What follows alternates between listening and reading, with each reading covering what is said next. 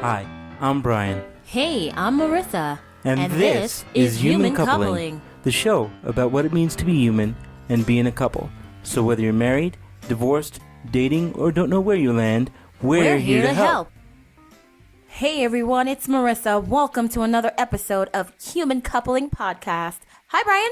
Hey there, Marissa. How you doing? How's everybody out there in podcast land? Oh, baby, Podcast Landia is always the bomb. So, this week's episode is about the lifestyle change. What fun, impossible, incredible, and unrelated to your own thought things have you done for your partner? Yay! You know, that's some stuff right there because you know That what? is. It can mean anything, right? I mean, that's really kind of a loaded topic, I guess. Damn right, because that's more fun. So what's wrong with that? You have to be wide open. That's what a lifestyle change always is. You being wide open to their crazy ass ideas. Exactly. Now, it's interesting that we would do this episode around this time of year because it's just right after the holidays, about a month and a half after, almost 2 now. Yes. And what is one of the biggest things, and we actually talked about it in a holiday episode, is New Year's resolutions. And what are New Year's resolutions about? What do they mean? They're about lifestyle changes. Big ones. Big ones. And sometimes they're a little bit too big to handle. I would say so. But people in general, and I mean, I know I've been guilty of this, oftentimes want to make sweeping and generalizing statements about changing their lifestyle, which in some ways is good, but in other ways they say, when you're a single person and you say, okay, I'm going to start running 5 miles a day and I'm only going to eat chicken and salmon, that's fine. But when you're in a relationship, whether it's a marriage or a long-term relationship, and you have another partner to think about or some children to think about or some relatives that you're taking care of to think about, you can't just say, I'm going to run 5 miles a day and eat some salmon and say, that's fine. It's not going to affect anybody else because it's just me. So when we talk about lifestyle changes, we're talking about how does it interact with the couple and not just the person, because like I've always said, there's the one person, there's the other person, and then there's the being of the couple. So how does it work with the couple and the family? Wouldn't you agree, Marissa? I totally agree, but I think grand gestures are fun and people do them because they sound great. Oh, there's nothing wrong with them. It's just the application of the gesture that we're talking about today. Okay, well, I'll want to talk about both because both parts make up the actual action. Because remember, when you make a statement, a bold statement, a lifestyle changing statement, it sounds really cool to everybody, right? And they are like, in the beginning, all for you. They are on your team. They are, I'll help you. I'll always remind you. I'll get it done with you. I'm going to join you. And they mean it too. Because then. We all mean it. They mean it then. Yes. You have to say it the way it is.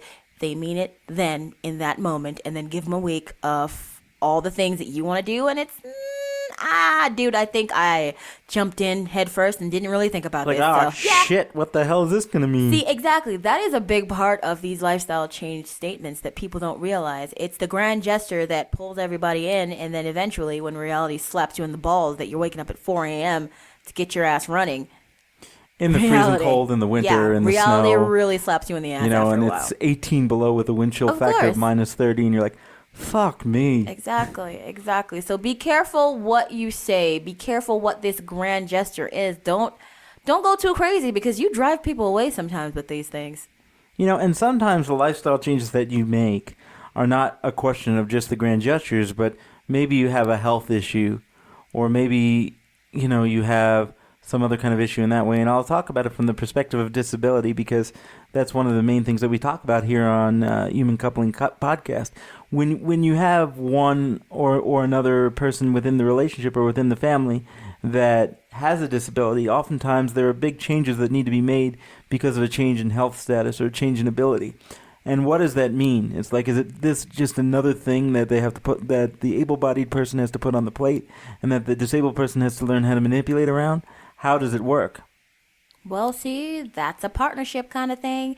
You got to go all in together because I think with us, the biggest thing that we had to go do is because Brian got a little sick and, we were having a lot of fun at one point doing whatever we want, and you shouldn't do that all the time. Recklessly. We had a great time, and then, the consequences came up, and then we had to make a change. A big one. A dietary change, which... Really big one, yeah. It sucks. A dietary change is always very hard because you're not used to this lifestyle. You grew up one way, and now you're going to have to make a big change, and it is going to be brutal. But as a partnership, if you make a change because he needs to make a change, that's a good thing. You can't let them do it alone. It's hard to have to change everything that you know and do everything. And, Yes. one of the biggest pet peeves that I have, although we're not talking about pet peeves today, but one of the biggest things that I want to mention, though, is when one person within a relationship either decides or has to make a big change for whatever reason, and the other person doesn't want to go along with it. Yeah. And that makes it really, really difficult on that person. And it is also hurtful to the person who has no friggin' choice. It's kind of hurtful for you to go, well, I know this is your problem and it's not my problem, so let's not make it mine and your problem. Come on now. Because, you're not thinking that this is a thing that you're saying that's going to hurt their feelings. You're just telling the truth. And then you're worried as the person that needs to make the change, holy crap, is this going to be a deal breaker? Is this person going to leave me? There you go, because it can be very hard. Are we going to destroy our family because of X, Y, and Z? Yeah, application of this change. That's the hardest part. Knowing about the change, seeing the change, hearing about the change, all right. Actually applying it to your current lifestyle. Good luck. So let's give the folks out there in podcast land, and I'll give you a chance to do this example because you're so good at examples. Example? A small example of what type of lifestyle change we're talking about. Okay, you mean with us? Well, with us, we had to move to vegetarianism because when a person with CP has tightness in their body, and it causes all kinds of issues. Yes. And with eating and digestion, my husband has a digestive issue. So we found that, hey, if we stop eating meat, it just doesn't hurt as much throughout the day for him, and he feels better, and everything works better. So we decided during a cleanse, because we used to do like every 6 months, we would do a 30-day cleanse because it's good for you. It gets out all the junk you've been eating, and that's always good for your skin and your body and your overall feeling. But during this time, we said, let's just be vegetarians during this. And we did it, and we liked it so much that we just said, hey, I don't miss meat, do you? No, I really don't. We just went along with it, and for the past year or so now, we have Actually, just it's been almost been 2 years, or coming up soon. Insane. No, it's not. Yeah, August. That's insane. Oh my gosh. Well, yeah, we are stickers to everything we do. It's so sad. Yeah, we're actually really, really kind of scary type people. Oh, it's so horrible. It's like, we're going to do this. Okay. It's like, I don't like being like that. Well, we can even go back further than from the vegetarianism, and this was when our first couples change started happening. So the couples change. when we actually moved here to Denver, from where we were, I had some health issues, but they weren't overly like huge or anything. Yeah, they were minor things. We were trying to figure out how can we get ourselves onto a healthy path, because as Merisa stated, we partied a lot for a lot of years. Yes, we lived in Las Vegas, folks. And it's hard to be healthy in Las Vegas. Oh my goodness. And so we watched, we just had recently gotten Netflix, which everybody knows they love. I know everybody out in podcast land watches it. Hey, I like my Netflix. I don't care. Normally I won't give the name of something, but this is such a life-changing thing, I'm going to have to say it. We watched a documentary called Fat, Sick, and Nearly Dead. Yes, the first installment of the first installment of the documentary. And we saw the benefits of juicing and what that would mean and how it would work and how it helped that particular individual really change his life. And he had a lot of health issues. And I said, this seems like it makes sense.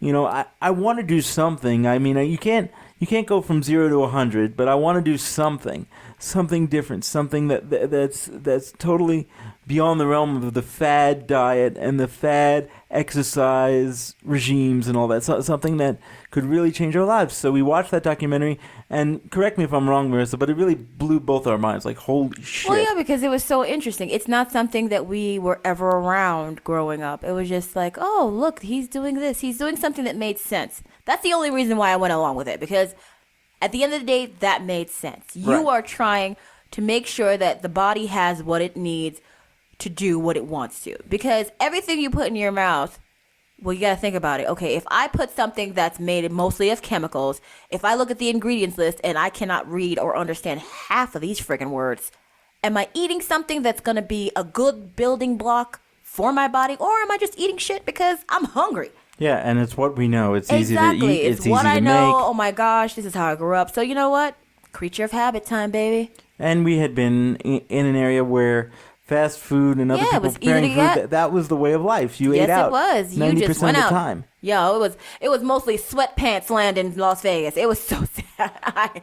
Oh my God, I lived in sweatpants because it was just so unhealthy. That was a Friday night. Yeah, that was like Friday. Saturday afternoon, we went to Sears and we bought a juicer. Yes, we did. We were like, let's do this. Why not? Can't hurt. Here we are 4 years down the line. I still drink juice twice a day. Yep. 5 days a week. That's right. Because you know what? It can be added to your diet. It doesn't have to be your overarching diet. We're not saying that we only drink juice. We're so natural. We're so natural. No, we don't do that crap. We have to eat food. Chewing is wonderful and I would never give it up. Exactly. I don't care what anyone says. But that is not about dietary that we're speaking of, because not everybody has dietary issues that they need to change. There's lots of things that you change for your person of interest. Some of it may be a financial change. Yeah, you stop doing certain things that you love to do, you know? I mean, I've heard the term, some retail therapy can help you. I hate that. I hate that term. I feel it insults women. May I say, as a clinician and a therapist, insults I women. hate that term. Oh yeah. I can't stand it. There's one thing that I did recently, and I accidentally did it, and I signed up to a service, and I was like, oh crap, let me call and fix this. Right. And the woman is on the phone. I'm like, I did this by accident, blah blah blah, and she's giving me her spiel. Well, isn't it? We can just keep this, and you can just use it for your retail therapy. And I'm like, and that pissed her off more than you know, folks. I could not believe this woman was saying this to me, insulting me. I was like, retail therapy? That's and of not course, an being idea the I wife of a believe in. clinician, she almost lost her shit. You know what? Happily, it was a day that I had my breakfast and I had my vitamins, so I was like, this crazy bitch. No. You want to know something funny, though, folks? After she got off the phone, I happened to be in the shower. And after she got off the phone, she'd be, Brian, you're not going to believe this shit. This is what they said to me. Insulting. If I could have reached through the phone and fucking killed them, I would have. Insulting. So, things like your shopping problems that you have, you don't need to buy stuff every gosh darn weekend. I felt like at one point with me, I was just buying things to buy things. So that was a financial change that we made together. I was like, you know what, honey? I'm not going to buy nothing. I'm just going to get the basics, gas, groceries, and move on with my day. And I did that. And it was a big change for me because, damn it, when we lived in New York, I loved to go shopping. Oh, my God. Yeah, and I'm sure you heard my inhale because I just had flashbacks of what that was like. Oh, yeah. Now, let's go to the mall, everybody. Let me give a little bit of a disclaimer. Marissa in no way put us in any financial jeopardy. Lucky for him. It's not that we couldn't afford it to have her go out and spend money, because our idea of spending money is she'll call me and say, I spent $20. That's too much money. So I am very sad. Yeah, I am sad. We are very financially responsible, and that comes down to having someone in the relationship that has a disability, because my disability is fucking expensive, and we've spoken about that before. It's like having another entity. It is so It's like having expensive. a child that will never give you anything back and just take from you. It is very expensive, so you have to always be cautious. This is the thing you have to do. Be cautious about what you're spending and what you have in the bank, because when shit hits the fan, when you're disabled, whew, Jesus, it's everywhere. Exactly. Yeah, exactly. So those are the things that we do together. We make decisions that are big like that, and we always want to do it together.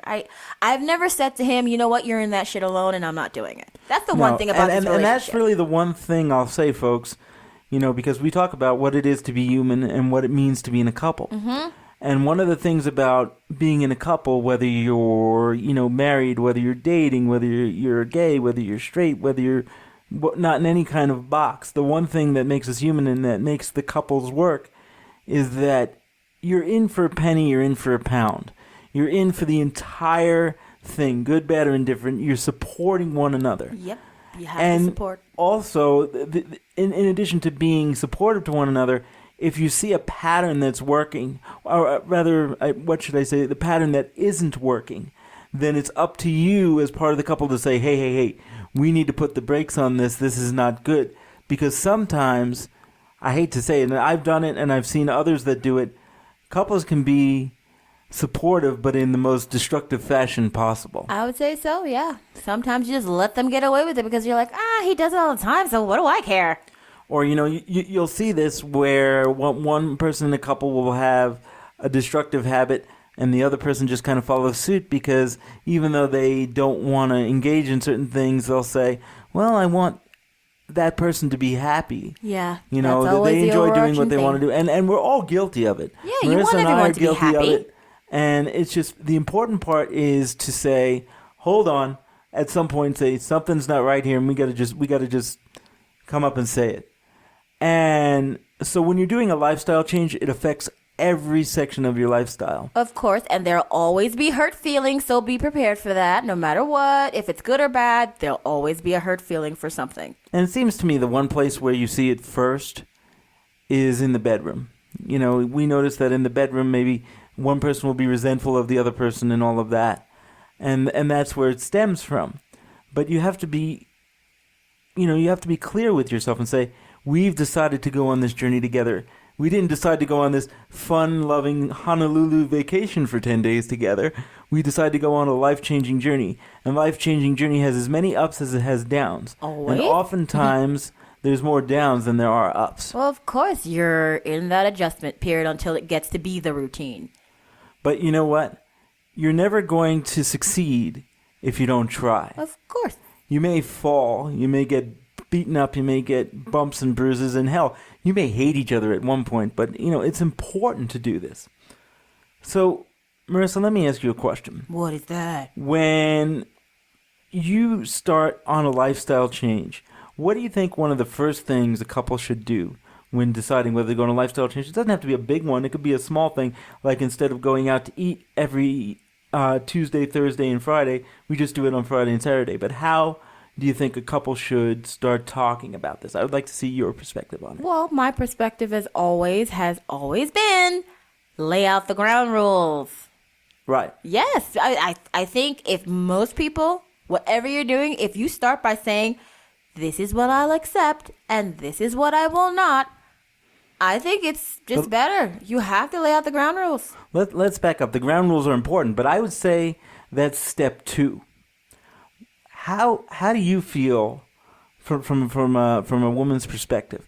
How do you feel that if you're going to sit down and have a discussion with your partner, how should you even start the discussion before you can even lay out the ground rules? Because sometimes the hardest part really is, okay, we're going to sit down and have a discussion about the elephant in the room, and we don't want to do it, but we got to do it. I don't know, take off all your clothes and say, hey, guess what's going to happen? You're going to now eat vegetables forever. Okay? Something like that. That could work. Hey. No, you never know. Sometimes the hardest thing is to figure out how to start a discussion that nobody wants to have. Well, there are always going to be those discussions in a couple because, shit happens in a couple. It's always going to happen. Something's going to inevitably go wrong. You're going to try so hard to have these perfect days and perfect months and perfect years. But yeah, you're going to stub your toe at some point. Just going to be prepared for it. I don't know. Exactly. I don't know. Relationships are freaking hard. I'm going to say that because I've been in one so gosh darn long. I mean, I want things to be good all the time, but it is not going to be good. It's just not. The world doesn't work that way. I know, but sometimes it makes me annoyed. I just want it to just be rainbows. God damn it, just give me a rainbow. Unicorn farts and rainbows and glitter. I just really want that, though. But, when you make lifestyle changes, those are usually because some stuff happened, and now you're going to have to fix it by doing this thing that you don't really want to do. No. So you're going to have to just, put your acceptance to the max, just maximum effort, and just go, this is what we have to do. I'm going to be brave if you're going to be brave, okay? Go. And that's it. And one of the interesting things about doing a lifestyle change, and this is one thing, is not the first week, not the second week, not even the first month or the second month. It's 3 and 4 years down the line when you're still engaging in that changing behavior. And I know for Merisa, this was, I don't want to do this anymore. I hate doing this. I don't know how much longer I can do this. Yeah, after a while, man. And then what I say to her 2 things, and it usually works because she knows it's true. One is, I know you did this in our case, I know you did this lifestyle change for vegetarianism for me, but you have also seen the benefits and you can't deny it because the benefits have happened for you too. And she's like, yeah, you're right. And then the other thing is I said, all right, let's step back and take a look at things. And unfortunately, folks, this is me being a clinician here. But I say, let's step back and take a look at things. I want you to really think about what your life was like before we did this and when you were having all the fun in the world and all that different kind of things. And even though we look back through rose-colored glasses, I want you to really think about how you felt and how your mood swings were and, how lethargic you felt and the chest pains that you had and all that kind of stuff. And she's like, I hate it when you're right. But she knows I am. Because that's part of the support section of it. When one or the other person says, oh, I don't want to do this anymore, you don't just say, well, fuck it, and just let them do what they want. No, it's your job as a member of the couple to keep them on the path, even if you want to hit them in the head with a hammer. You still got to keep them on the path because they're struggling just as hard as you are. Well, are you mad at me because you have to be like the strong voice in the whole change thing, huh? No, not at all. I'm just... You have to Looney Tunes cartoon me. You have to drop an Acme anvil on my head. I know. It's okay. It's okay though. But sometimes you do need a reminder. And if you're in a good relationship, the person you love will remind you why you need to behave your damn self. So that's always good. Yeah, it's like just breathe. Yeah, breathe. That's basically it. Support is support. But at some point, if you're in love with the other person and they need just a little smack in the head, just go ahead and do it. And you know what? If they say, you know what? This fucking sucks. You know what your answer is? And it's like, yeah, it sucks. It's horrible. It's tough to do this. But the alternative is just as difficult, if not even more so. And you're going to have a lot more consequences down the line. Of course, because you can't just jump back into being bad. I mean, come on. And sometimes you do that. Sometimes you slip back and you'll eat more junk food or whatever. Oh, yeah. We did that, when we were on vacation and stuff, and said, holy crap, yeah. I don't ever want to do this again. You just don't remember how your body felt. And then when you get that reminder, you're like, oh, I lived like this. That was the funny part. It's like, what is this? Yeah. This is my normal back in the day? Wow. It's like I was a jackass. Exactly. And sometimes you need those reminders. Of course. You need to remind yourself of your devil-may-care attitude. All right. And here in the final section of this particular episode, although I know it wasn't as goofy as our normal episodes, I thought it was goofy. The one thing that I want to impart, and this actually comes from a lot of the self-help 12-step programs that are out there and I don't agree with them, but I mean, I have... Come on, they make for a good read. They Come do, on. But the idea that if you fall off the wagon, I hate that term, but if you fall off the wagon or if you don't do what it is you're supposed to do, that you go from doing all these things to zero. That none of the things you did before count. And you know what? That's bullshit. Just because you have a bad day, just because one day you decide, let's say weight loss is your thing, because that's for a lot of folks. Yeah. One day you decide to have 3 donuts, 2 pieces of cake, and a chocolate shake, and you're just enjoying. Or one weekend you decide to indulge like crazy, and you don't go to the gym for 2 weeks or whatever. You're like, oh, I just got to quit because I've just undone everything that I did. No, those 9 months where you were on the straight and narrow, and you worked out every day, and you did what you had to do. That's great, and that changed your body. You didn't undo everything that you did, and you know what you need to do to get yourself back on the right path. Of course. So it's never too late to get up and start doing it again. Nobody can be good all of the time. I don't think so. It's human nature to have to be an asshole every now and again.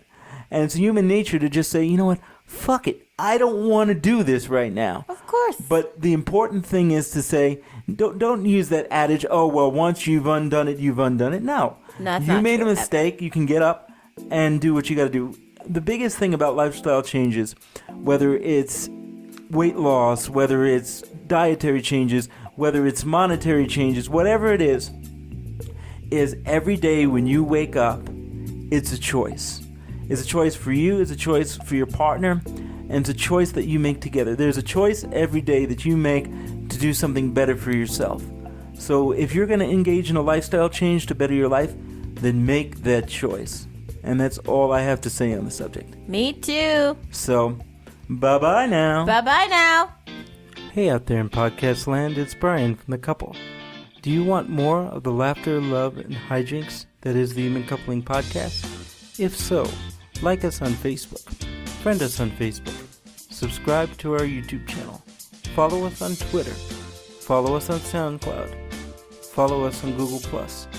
Would you like to let us know how we're doing or let us know how you're doing? Or do you have an idea for a show topic? If so, send us an email at humancoupling@gmail.com. Hope to hear from you soon. Bye-bye now.